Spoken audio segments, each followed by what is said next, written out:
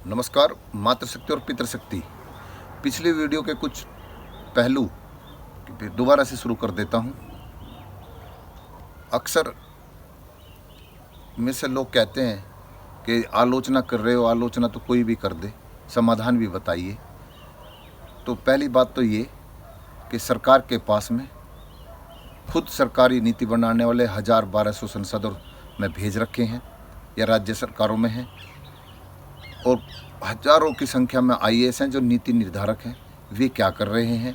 जो वे आम देश की जनता की नब्ज नहीं पढ़ रहे हैं, या फिर वे पढ़ना नहीं चाहते हैं। वे केवल चंद लोगों के लिए, सत्ता को सुरक्षित करने के लिए काम करते हैं। उसी हिसाब से मैंने वर्तमान में कहता हूँ कि ये पूंजीपति हों, सत्ता के लोग हों, समाज के लोग हों, क्षेत्र और राष्ट्र, ये सब हम एक ही लोग हैं। पुरानी भूलों से सीख ले लें। भूभाग घट रहा है, जनसंख्या बढ़ रही है, संपदाएं घट रही हैं, नफ़रतें बढ़ रही हैं, गरीबी इस देश में बढ़ रही है, बेरोजगारी बढ़ रही है। उसके समाधान के लिए ये रस्साकसी क्यों? तो जैसे किसान के बारे में बताया, इन्हीं के अर्थशास्त्री हम अजय सरदाना जी के वक्तव्यों से अन्य लोगों के सामने प्रकाश आ चुका है कि वे एमएसपी क्यों नहीं दे सकते हैं। सरकार के नेता लगातार झूठ बोल रहे हैं, एमएसपी है, एमएसपी थी, एमएसपी रहेगी, लेकिन वो साथ में ये नहीं बताते, पीछे भी बोल चुका हूँ कि ये केवल जो सरकारी खरीद होती है 6% के लगभग उनके लिए है।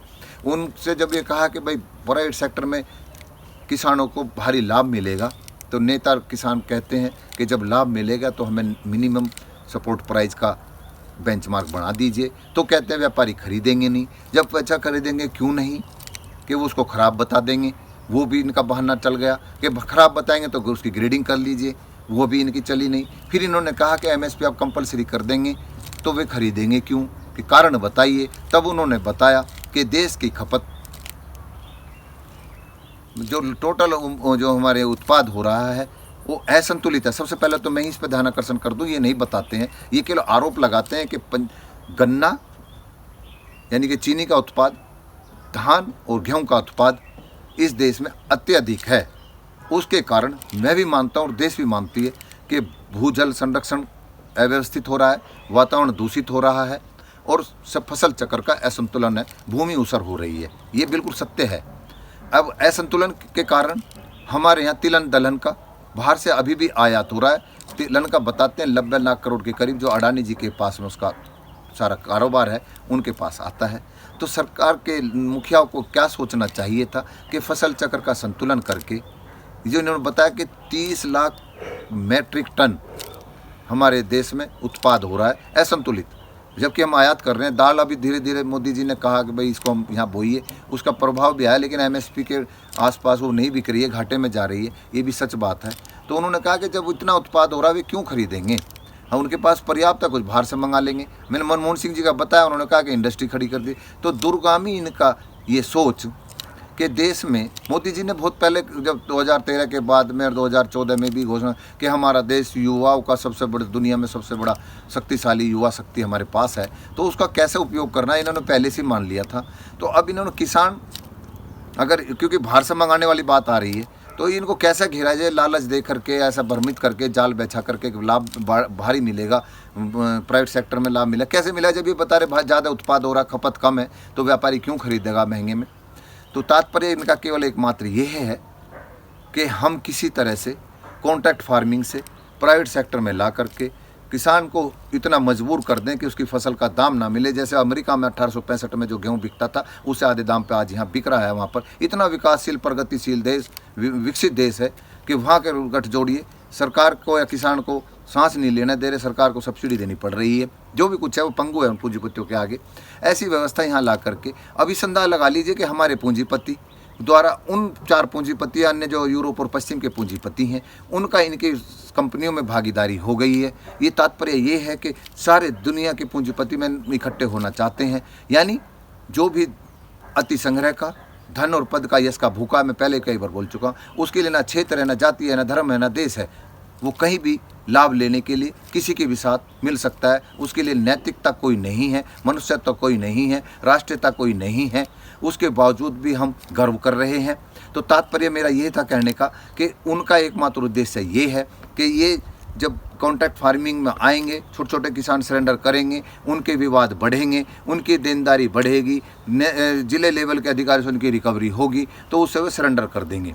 और मैं कह रहा हूँ अगर आपको यही करना है, लेकिन उसका नुकसान मैं बता देता हूँ। जो मल्टीनेशनल कंपनियाँ गरीब देशों में जहाँ जहाँ आई, वो इसलिए आई कि वहाँ पे उनकी लागत कम आएगी, मजदूर सस्ता है, लेबर सस्ती है, उस हिसाब से उन्होंने वहाँ अपना उपक्रम लगाए। लेकिन जैसे उस देश के लोगों ने या वहाँ के उन कर्मचारी श्रम शक्तियों ने यूनियन बनाई या जो भी कुछ कारण है, श्रम से कम ज़्यादा मतलब श्रम ज़्यादा था, पैसा कम था, विरोध हुआ, या उन्हें उससे सस्ते किसी दूसरे देश में उनके उत्पाद की लागत कम करने के लिए व्यवस्था मिली, तो उन्हें छोड़ के भाग गए। वहाँ की अर्थव्यवस्था खराब हो गई। वहाँ की वो ज़मीन जहाँ प्लांट लगाए गए थे, बड़े बड़े इंडस्ट्री खड़ी करी गई थी, उपजाऊ भूमि को बंजर बना दिया गया। उसका भविष्य हमारे देश में दर्शन दे रहा है।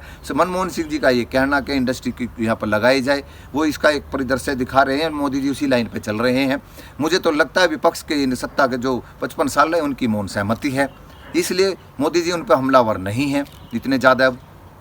तो कहना तात्पर्य मेरा ये है कि ये हमें घेर करके, हम सस्ते मजदूरों को वहाँ लगा करके, क्योंकि ये लेबर एक्ट में बदलाव किया इन्होंने, अब ये किसानों को घेर करके।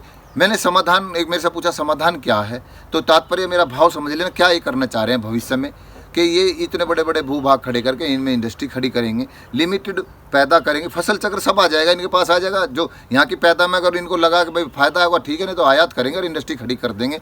जो ये भारी भरकम बेरोजगारी यहाँ और युवा शक्ति है, उसको अपने काम में लगाएंगे, क्योंकि डिमांड कम होगी, सप्लाई ज़्यादा होगी, तो इनको श्रम शक्ति का पैसा भी कम देना पड़ेगा। लेबर एक्ट भी इसी के तहत आया है।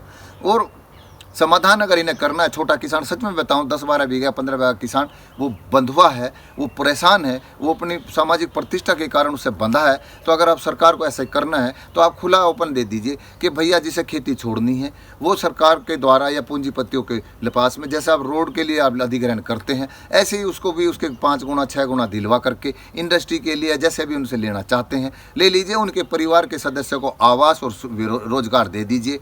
उसके बाद में वो वहाँ काम करेगा, वो अपने उससे आवास उसका सुरक्षित हो जाएगा। बच्चों के लिए विद्यालय खोल दीजिए, गांव स्तर पर अच्छे स्कूल खोलिए, शिक्षा का दोहरीकरण खत्म कर दीजिए, स्वास्थ्य का दोहरीकरण खत्म कर दीजिए, तो आप राष्ट्रवादी माने जाएंगे और समाजवादी और मानवतावादी भी माने जाएंगे। तो इस समाधान ये है मेरे भाइयों, जो मैं कह रहा हूँ, अगर सरकार करना चाहे तो कर सकती है। तो आप इस भाव को नहीं लेकर के, हमारे पूंजीपति हमारे हैं, श्रम शक्ति हमारी है, ये राष्ट्र हमारा है, ये संस्कृति हमारी है, तो इस पर हम क्यों ना ध्यान दें? हम एक दूसरे क्यों प्रतिस्पर्धा करा करके बैर बंधवा रहे हैं, क्यों मारकाट मचवा रहे हैं? तो क्यों ना हम अपने आप में बैठ करके समाधान करें कि भाई उत्पाद तो है ज़्यादा, असंतुलित है, उसे संतुलित करें, फसल चक्र को ठीक करें, भूमि उसर ना हो, जल की कमी ना हो, वातावरण दूषित ना हो, उसी हिसाब से अनुपात से खाद्य उत्पाद की व्यवस्था करी जाए। इंडस्ट्री भी ऐसी जगह पर लगाई जाए जहाँ अनुपजाऊ भूमि है। तो क्यों ना हम ऐसा बैठ करके सभी एक प्लेटफार्म पर किसान प्रतिनिधि, श्रम शक्ति के प्रतिनिधि, सरकार के प्रतिनिधि और विशेषज्ञ लोग बैठ करके इस देश की समृद्धि के लिए, राष्ट्र का सम्मान बढ़ाने के लिए, जो हमारा छिन्न हो चुका है उसका सम्मान बढ़ाने के लिए क्या हम नहीं कर सकते ऐसा?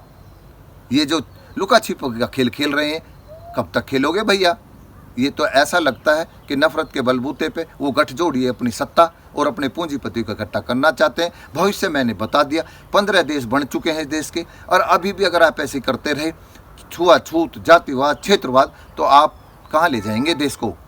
समझने के विषय है, समझ लीजिए। जो आदमी सुख में जी रहा है उसे लगता है कि सभी सुखी हैं, ऐसा मत सोचिए। इस देश में बहुत ही विषम परिस्थितियां हैं, कैसे कैसे अपना जीवन यापन करते हैं आप समझ नहीं सकते। इन्हीं शब्दों के साथ मेरे दर्द और भाव को समझना, बैर मत बांधिए। नमस्कार।